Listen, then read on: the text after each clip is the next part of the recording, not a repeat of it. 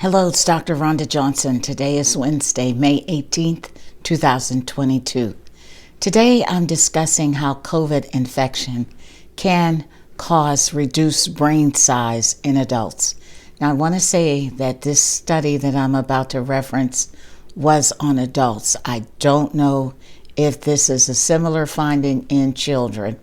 So there was this research study published in Nature on March 7th. And these Oxford University researchers looked at brain size before and after COVID infection. Now, they did MRI brain scans on 800 people, all of whom were adults. Most were between the ages of 50 and 81 years of age, and they were predominantly male. And they did them pre and after they had COVID. And they found that the folks who had COVID infection experienced gray matter loss and brain tissue shrinkage.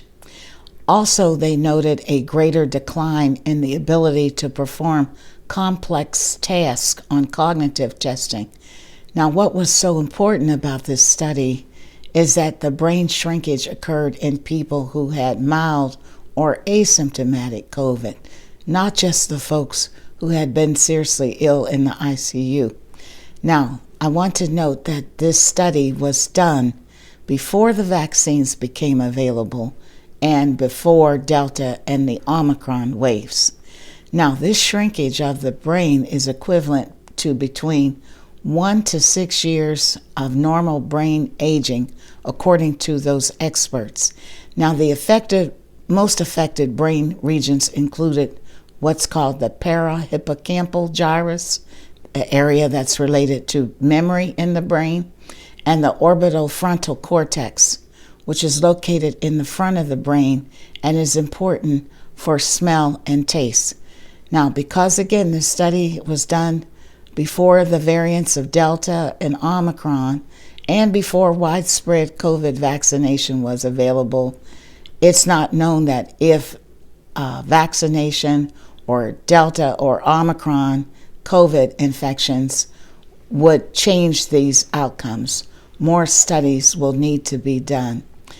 Now, doctors and researchers do not know exactly why COVID causes brain injury, but they have a couple of hypotheses.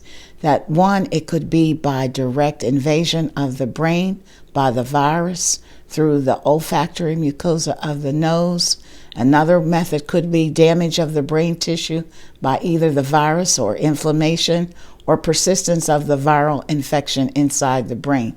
Now, I want to caution and say that researchers do not know if this brain shrinkage is reversible, permanent, or progressive. So what's the significance of this study? Because the researchers showed that with even mild COVID infection, that's COVID infection that doesn't lead to the hospital, can significantly affect the brain. Now, many people who have had COVID report brain fog, difficulty concentrating, that is, forgetfulness, and problems with memory loss long after their initial symptoms resolve.